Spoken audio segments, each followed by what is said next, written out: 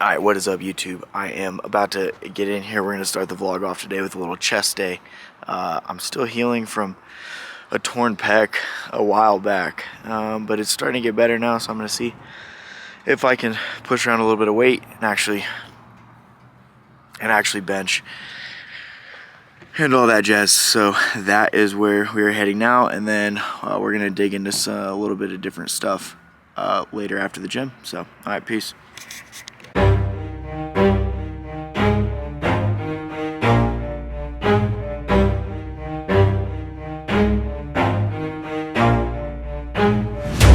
I'll get it if I want it. Gotta make to myself a promise. I won't quit, keep going till I got it. I won't give up till I'm on top. Yo, no, I ain't the type to give up. If I do something, man, I do it till I get what I want. I turn a business out of nothing into something I love. I got a poker face, but honestly, I'm not one to bluff. I flip a switch, never miss, man, I always stay up. Don't let them see you, bitch, always have a plan to stay tough. This life ahead of you ain't easy, it was built to be rough. But that's what makes a personality, is tragedy, bruh. So keep your head on your shoulders. Now we ain't out here moving rocks, we out here moving boulders. Now we ain't getting posterized, we out here making posters. And we ain't got nothing to hide, we move forward like soldiers. You better wake up for the pay stub, or you'll pay up. Don't make love to the game, bruh, fuck the game up. Change up, rearrange stuff to your greatness. Famous for the way up, play the game, bruh. Never stop, I'll get it if I want it.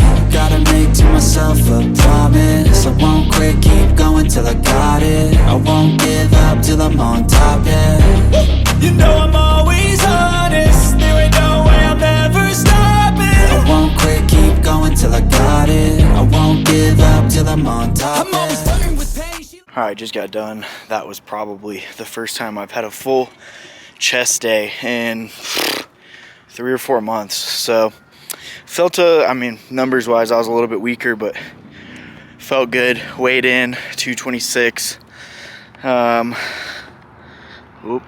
Weighed in 226. And I was able to put 225 up for 4 sets of 8, which is okay. Not quite where I was before, but that's to be expected when you take 4 months off of hitting a certain muscle group. So I'm going to touch on Retatutride stuff, some of the side effects that I've noticed, some of my progress, and then I'm going to run to the office right now, down this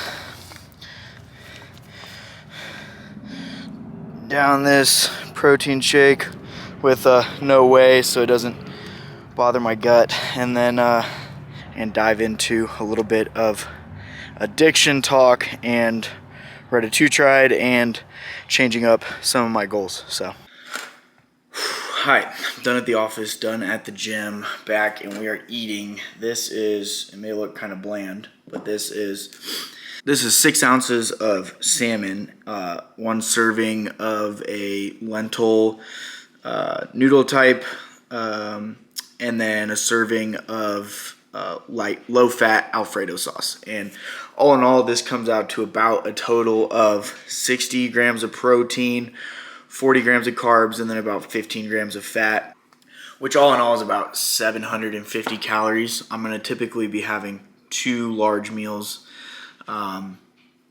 with a good amount of protein in them per day, and then a protein shake, just because it's easier to get 40 grams of protein in me when it's something that my body doesn't have to get stuffed on. And then 1 or 2 lighter meals, again, heavy protein. As long as I'm hitting the sub 2,000 mark on calories, which, I mean, it's very difficult for me to even get over that, as well as the over 200 grams on protein, then I'm going to be pretty happy with where I see these results going. I weighed in at 226 today, so we are down 14 pounds in the last 3 weeks. And some side effects to mention on Retatutride. Clearly a little bit of headache. I'm a little bit slower. When I eat, I get a little bit nauseous, just kind of the acid reflux stuff that you'll hear most people talk about when, discussing peptides in general. One thing I have noticed very clearly is my skin kind of all around consistently feels like I have a sunburn everywhere. It's very, very sensitive. And the only time that really bugs me is at night, because when I'm in bed, I'll feel my skin brushing against my sheets and my blankets. And so it does make it somewhat uncomfortable.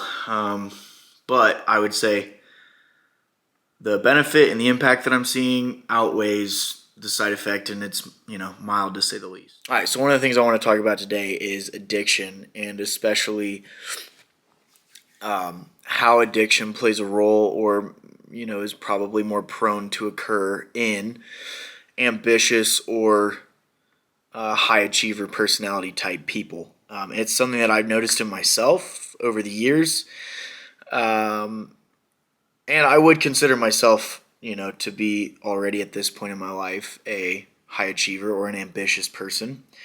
And so I think it's key that we kind of take a look at that and dive into it a little bit on why that happens. So I asked ChatGPT for just a few reasons on why that tends to happen. And one of the big things that it talks about in the very beginning is dopamine sensitivity and a reward-seeking drive. And so, I have definitely found that in myself, and dopamine has been the number one naturally produced chemical that I have been, bodily chemical that I have been infatuated with understanding for years now. I think that's where a lot of my pursuit into cold plunges and stuff like that, and understanding how that works and how it affects your brain, I've been addicted to understanding dopamine. But this does mean that we are more likely wired to be chasing these big dopamine hits and consistently, right? So in myself, I see that come over in a few healthy ways and then also a few not healthy ways. And so I think one of the big things that I want to touch on this is I'm going to kind of rewrite or rewire my goals and make them a little bit more rudimentary and fundamental. In that, I think some of the addictions that I've had and not knowing what to replace them with has given me, a significant amount of anxiety. And I am somewhat a naturally anxious person as well. So I think, trying to dive in and understand what is going on in my brain, when I'm doing these things will really help me out moving forward. So the three addictions that immediately pop into my brain that I've dealt with and I'm probably still dealing with are alcohol or drugs, porn, and then social media, mindless loops, getting that immediate, feedback response from, getting likes on Facebook or, stuff like that. And so those three things have definitely had a major negative impact on me in a lot of different ways. And I think, I'm at a point now where I'm going to be focused more so on eliminating those and figuring out what to replace them with, rather than just setting out this kind of broadband set of goals, like I did in one of my first videos where I was talking about, drink your water and do this and do that. I think that's easy for me to try to put out this goal thing. I think it's going to be a lot harder and a lot more productive for me to really attack this head on and just be completely honest and forthright from the beginning.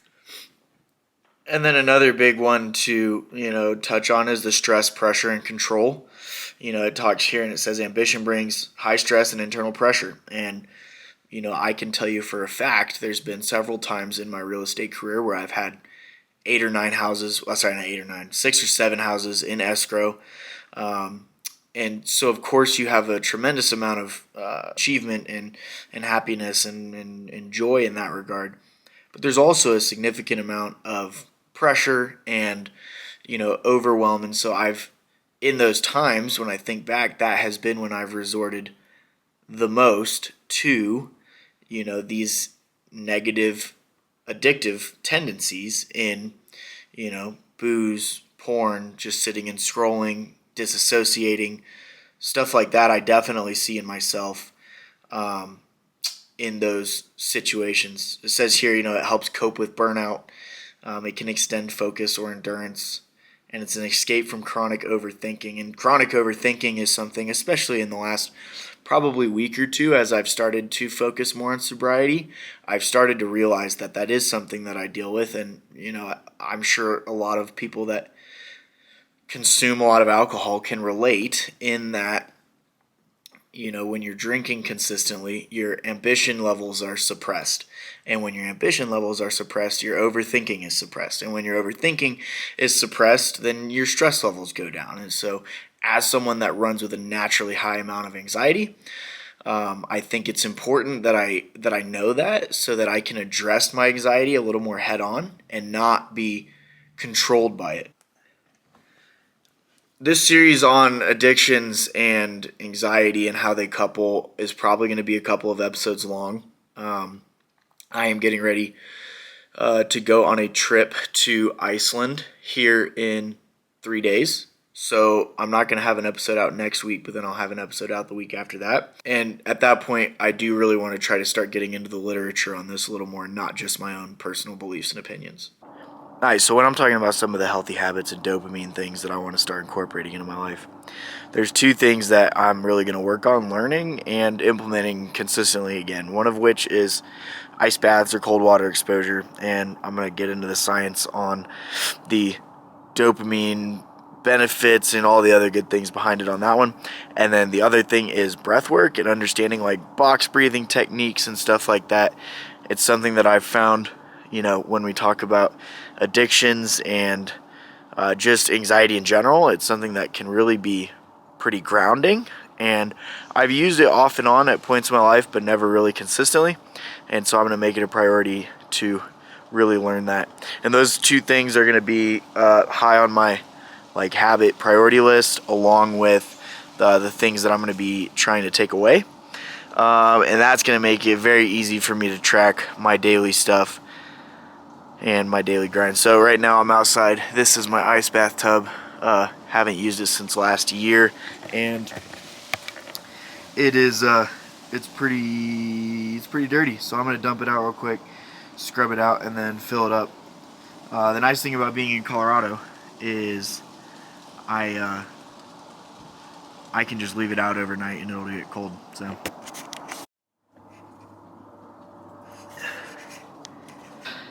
Ice bath is ready to go. So this will, for the next probably month, this won't freeze over, but it'll get pretty chilly at night. When I wake up, it should be, maybe in the 7 to 10 degrees Celsius range, maybe even a little bit lower. And then as we get into winter, it's going to consistently be right at the 1 to 2 degree, just over freezing.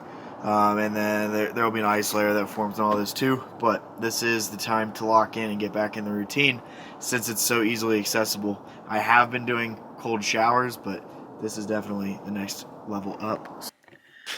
Okay, and here is an updated way that I'm going to track all of this stuff. So, I'm going to get better about jotting goals down, high priority, low priority, and getting more mapped out on my schedule. But I want to track these 5 aspects, and I can either get a full energy bar or a half energy bar, depending on how well I do. So the first one is going to be addictions, and that's going to be related to substances, porn, and mindless scrolling. If I engage in any of those, I immediately lose a half bar. If I engage in 2 of those, I lose a full bar. Next is morning routine. So if I have a complete and solid morning routine, from getting up when my alarm goes off, making my bed, doing my cold plunge, all of that, I'll get a full bar. If I'm lacking in any area, I'll get a half bar. And I think the biggest thing with me getting no bars is if I do sleep in, hit snooze, whatever, and I don't get out of bed, that's going to be a loss of a bar. 3 is diet.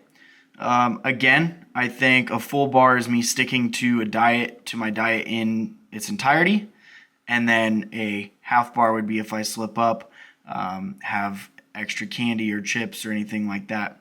That will be that. 4 is growth. So all the things that I'm working on in regards to breath work and reading and journaling and all of those things. If I'm engaging in the smaller goals that I've set out for myself, then that will be a full bar. If I'm only doing some of them, that will be a half bar. And if I do none of them in the day, then that'll be no bar. And then business, that's just going to kind of be a rating scale on, am I sticking to my prospecting and my client follow-up and my client outreach and all the things that I've set in goals from that manner. How am I sticking with that? So all that combined is going to give me a way to, down here at the bottom, I'll be able to fully rate it.